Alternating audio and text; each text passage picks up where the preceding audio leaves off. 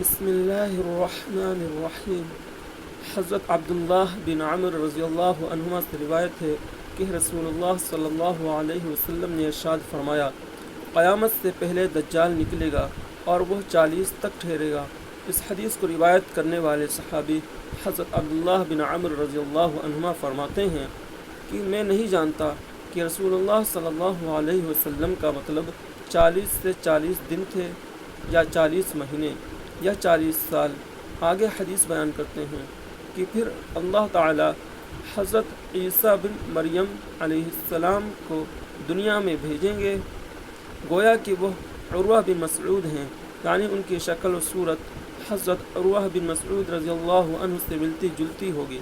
وہ دجال کو تلاش کریں گے اور اس کا تعاقب کریں گے اور اس کو پکڑ کر اس کا خاتمہ کر دیں گے۔ پھر 7 سال تک لوگ ایسے رہیں گے کہ 2 آدمیوں کے درمیان بھی آپس میں دشمنی نہیں ہوگی۔ پھر اللہ تعالیٰ ملک شام کی طرف سے ایک خاص قسم کی ٹھنڈی ہوا چلائیں گے، جس کا یہ اثر ہوگا کہ روئے زمین پر کوئی شخص ایسا باقی نہیں رہے گا جس کے دل میں ذرہ برابر بھی ایمان ہو۔ بہرحال اس ہوا سے تمام اہل ایمان ختم ہو جائیں گے، یہاں تک کہ اگر تم میں سے کوئی شخص کسی پہاڑ کے اندر بھی چلا جائے گا تو یہ ہوا وہیں پہنچ کر اس کا خاتمہ کر دے گی۔ رسول اللہ صلی اللہ علیہ وسلم نے فرمایا کہ اس کے بعد صرف برے لوگ ہی دنیا میں رہ جائیں گے، جن کے دل ایمان سے بالکل خالی ہوں گے۔ ان میں پرندوں والی تیزی اور پھرتی ہوگی، یعنی جس طرح پرندے اڑنے میں پھرتیلے ہوتے ہیں، اسی طرح یہ لوگ اپنی غلط خواہشات کے پورا کرنے میں پھرتی دکھائیں گے اور دوسروں پر ظلم و زیادتی کرنے میں درندوں والی عادات ہوں گی۔ بھلائی کو بھلا نہیں سمجھیں گے اور برائی کو برا نہ جانیں گے۔ شیطان ایک شکل بنا کر ان کے سامنے آئے گا اور ان سے کہے گا، کیا تم میرا حکم نہیں مانو گے؟ وہ کہیں گے، تم ہم کو کیا حکم دیتے ہو؟ یعنی جو تم کہو وہ ہم کریں۔ تو شیطان انہیں بتوں کی پرستش کا حکم دے گا اور وہ اس کی تعمیل کریں گے، اور اس وقت ان پر روزی کی فراوانی ہوگی اور ان کی زندگی بظاہر بڑی اچھی عیش و نشاط والی ہوگی۔ پھر سور پھونکا جائے گا، جو کوئی اس سور کی آواز کو سنے گا اس آواز کی دہشت اور خوف سے بے ہوش ہو جائے گا، اور اس کی وجہ سے اس کا سر جسم پر سیدھا قائم نہ رہ سکے گا، بلکہ اس کی گردن ادھر ادھر ڈھلک جائے گی۔ سب سے پہلے جو شخص سور کی آواز سنے گا اور جس پر سب سے پہلے اس کا اثر پڑے گا، وہ ایک آدمی ہوگا جو اپنے اونٹ کے حوض کو مٹی سے درست کر رہا ہوگا۔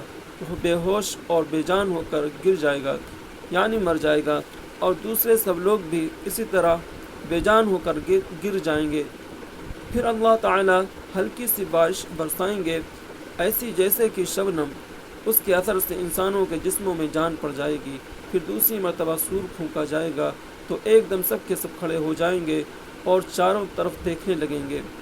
پھر کہا جائے گا کہ لوگوں، اپنے رب کی طرف چلو، اور فرشتوں کو حکم ہوگا کہ انہیں حساب کے میدان میں کھڑا کرو، کیونکہ ان سے پوچھ گچھ ہوگی اور ان کے اعمال کا حساب کتاب ہوگا۔